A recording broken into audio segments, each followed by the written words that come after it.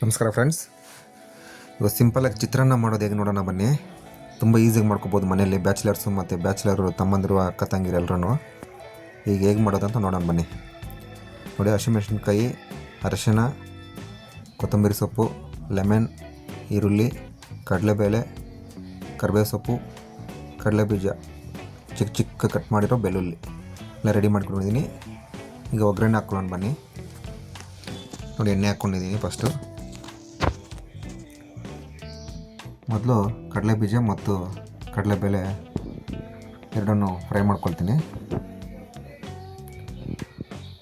ಅದನ್ನು ಫ್ರೈ ಮಾಡಿ ಸಪ್ರೇಟ್ ತೆಗೆದು ಇಟ್ಕೊಳ್ತೀನಿ. ಯಾಕಂದರೆ ಅದು ಕೊನೆವರೆಗೂ ಎಣ್ಣೆಲಿಟ್ಟರೆ ಕಪ್ಪಗೆ ಹೋಗ್ಬಿಡುತ್ತದೆ. ಅದರಿಂದ ಅದನ್ನು ತೆಗೆದು ಸೈಡ್ ಇಟ್ಕೊಳ್ತಿದ್ದೀನಿ. ಈಗ ಅದೇ ಎಣ್ಣೆಯಲ್ಲಿ ಈಗ ಒಗ್ಗರಣೆಗೆ ರೆಡಿ ಮಾಡ್ತಾಯಿದ್ದೀವಿ.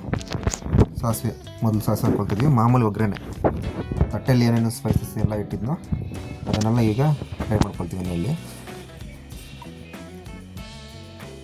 ನಮ್ಮ ಬ್ಯಾಚುಲರ್ಸ್ ಹುಡುಗರು ಮತ್ತು ಹುಡುಗಿರು ಬೆಳಗ್ಗೆ ಟಿಫನ್ಗೆ ತುಂಬ ಕಷ್ಟಪಡ್ತಾರೆ ಪಾಪ ರೂಮ್ಗಳಲ್ಲಿ.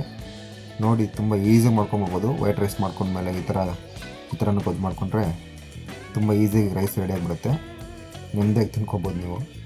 ನಾನು ಬ್ಯಾಚುಲರ್ ಟೈಮಲ್ಲಿ ತುಂಬ ಕಷ್ಟಪಡ್ತಿದ್ದೆ. ಎಲ್ಲ ಕಲ್ತ್ಕೊಂಡಿದ್ದೀನಿ. ನೀವು ಅದೇ ರೀತಿ ನೋಡಿ ಕಲ್ತ್ಕೊಳ್ಳಿ.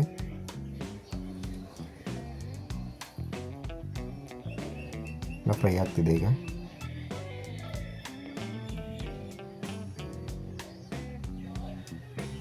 ಅರಿಶಿನ ಹಾಕ್ಕೊಳ್ತಾ ಇದ್ದೀನಿ.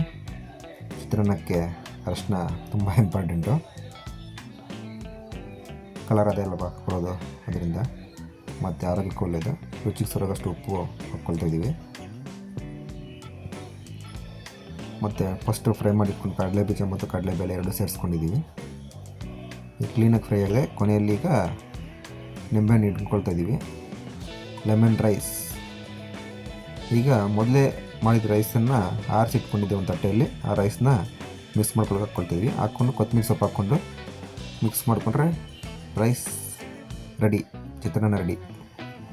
ನೋಡಿ, ನೆಮ್ಮದಿ ಮಾಡ್ಕೊಂಡು ಖುಷಿ ಆಗ್ತೀನಿ.